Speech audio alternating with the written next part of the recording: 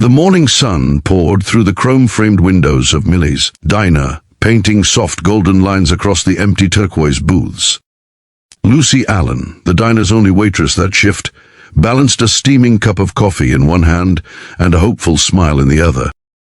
She'd worked here for 6 years of pouring coffee, hearing strangers' stories, and holding her own quiet pain behind that bright, practiced grin. But she had no idea that by the end of this day, one act of courage would change her life forever, and that tomorrow hundreds of roaring engines would shake the ground outside her diner, all because of what she did in the next few minutes.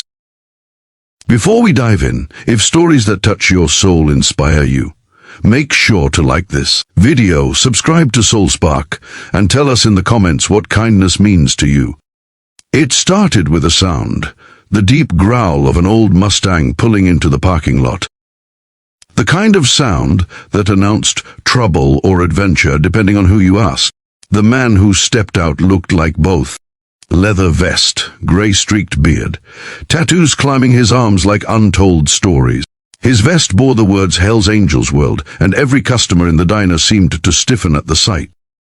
Lucy, however, didn't flinch. She greeted him with her usual warmth. "Morning, sir. What can I get started for you?" He didn't say much, just nodded. "Black coffee." There was wariness in his eyes, not danger.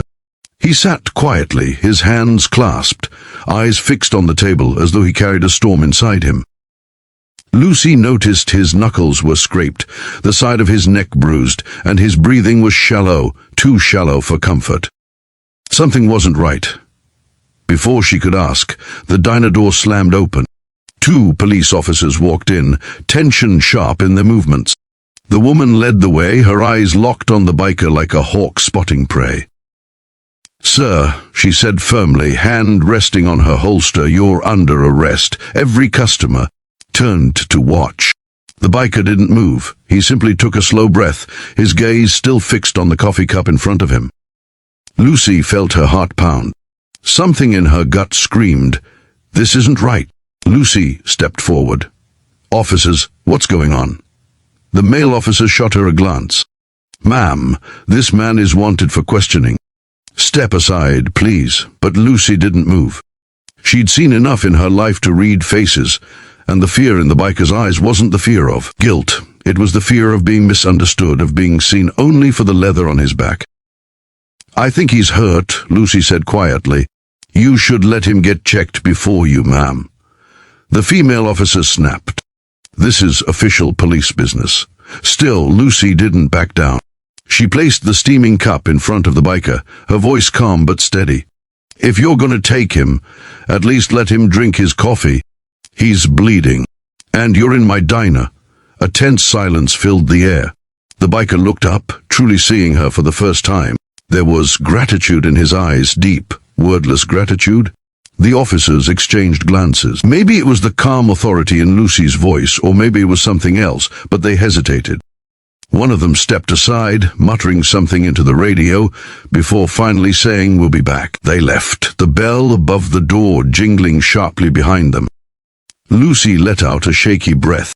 The diner went silent again. "You didn't have to do that," the biker said after a long pause. "I know," Lucy replied. "But sometimes you just see when someone needs a little faith." The man behind the patch, his name was Reed Carter. He'd ridden halfway across the country, trying to visit his mother before she passed, but the police had mistaken him for another man, a member of a violent gang with the same club patch. The resemblance was uncanny, and Reed had no proof on him.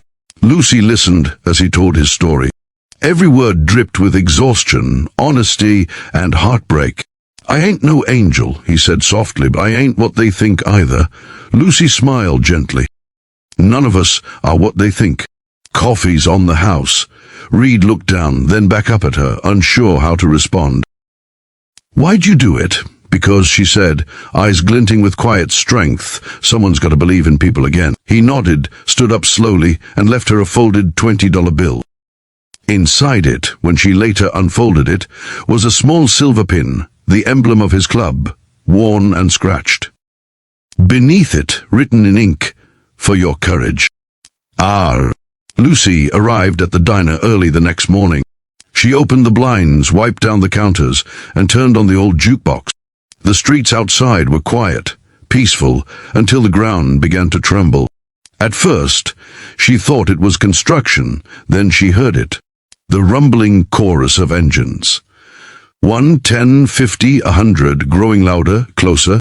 She stepped outside and froze. The road was filled with bikers. Rows upon rows of motorcycles gleamed under the sun, chrome flashing like armor. Every one of them bore the same patch, Hell's Angels. The leader, Reed, stepped off his bike and walked up to her. Behind him, about 300 riders stood, silent and respectful. Lucy's eyes widened.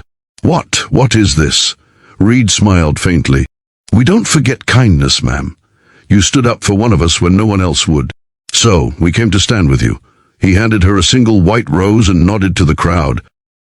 Within seconds, dozens of bikers began lining up at the diner window, placing orders, leaving heavy tips, shaking Lucy's hand with quiet reverence. One of them, an older man with tears in his eyes, said softly, "You showed the world not all of us are monsters. You reminded us there's still good out there." The redemption by noon, the diner was full, laughter, warmth, and the hum of engines filling the air like a heartbeat. Lucy moved between tables, overwhelmed, humbled, holding back tears. The same officers from yesterday arrived too. They froze at the sight, but Reed approached them calmly, holding out a document, proof of his innocence, cleared overnight. The officers apologized quietly, understanding dawning too late.